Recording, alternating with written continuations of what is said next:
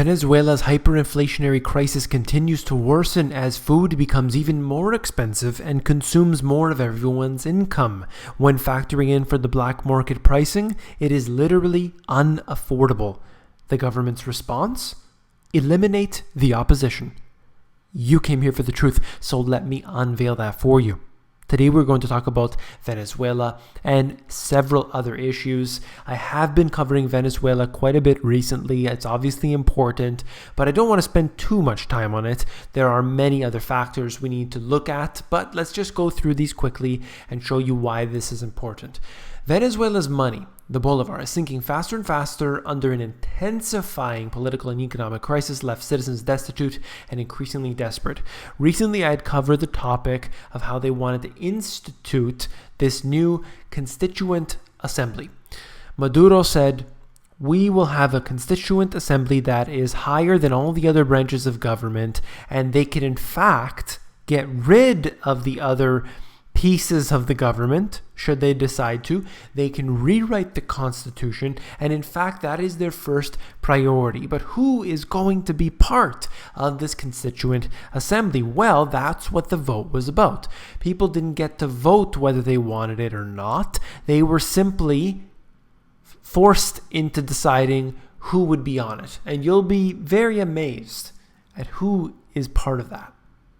On Thursday alone, the bolivar slumped nearly 15% on the black market to be worth 17,000 to $1. Now that's the black market rate. But what you'll know from people on the inside is that oftentimes they have to buy on the black market. If they want to eat certain things, if they want to have certain things, they have to go to the black market. And we're not talking about luxury goods. We're not talking about imported goods or anything like this. We're talking about basic things that they need to live, and they don't have it. So they go to the black market if they can afford it, and they're paying astronomical prices. In a year, the currency has lost 94%. That's huge. The Federal Reserve has done a great job to the US dollar year after year after year, decreasing its value. And it took a lot longer than 1 year to do the damage that they have done. So kudos to Venezuela for their job. Well done here. The decline has been dizzying, yet largely ignored by the government, which uses an official fixed weekly rate. We're talking about 2,870 to the dollar. Okay, but what's interesting is that there's sort of different rates at which people are paying for different items. But as I've said, oftentimes they have to go to the black market because they're forced to, unfortunately. All right, let's look at this.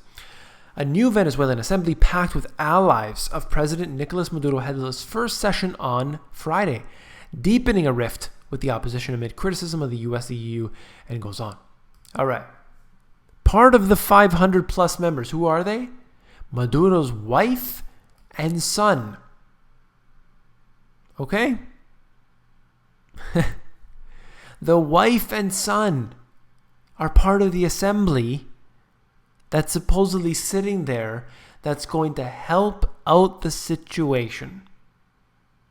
Look at what just happened. I can't believe that. I mean, usually you have friends, maybe business friends, old friends, and things, part of the government in some way, board of directors in another way. And instead, you have Maduro's wife and son as part of it. I'm going to get into more of these details as time goes on and finding out who's part of these members, look at their connections and see, but I think we got a pretty good idea. The Constituent Assembly has supreme powers over all branches of government, as it takes on its principal task of rewriting the Constitution. Rewriting the Constitution. What a genius idea. You would want to do that if you probably had an issue with your current level of power or authority, and you want to change that. You want to permanently write it into the Constitution that you are the dictator, and that is coming. At this point, it's set in stone that the Constituent Assembly, which is above the other branches of government, can literally get rid of the other opposition that's there, which basically is insignificant at this point. It's gone. Unfortunately, the people in Venezuela, it's over. I'm just trying to be honest. This was an article from back in 2013 talking about Chavez. And I don't know how accurate it is. Let's just go with what we have here. It's from the Telegraph.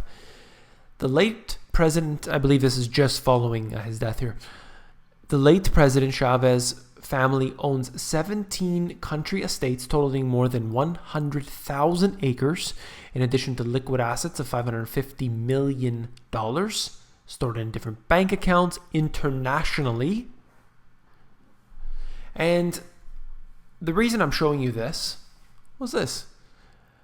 Apparently, there were growing food shortages at that time. They didn't know anything at that time compared to what they see now. Look at this, 23% inflation. That's very high, 23% inflation. Compare that to what they have now, they would be begging. They would kill to have 23% inflation. And that's what's going on here. 4 times the official bank rate on the black market. It's nowhere in the same realm as it was just a few years ago. And ever since Maduro took office, things have become so much worse. They were bad under Chavez. You could see all the numbers. They were increasing, getting worse, everything.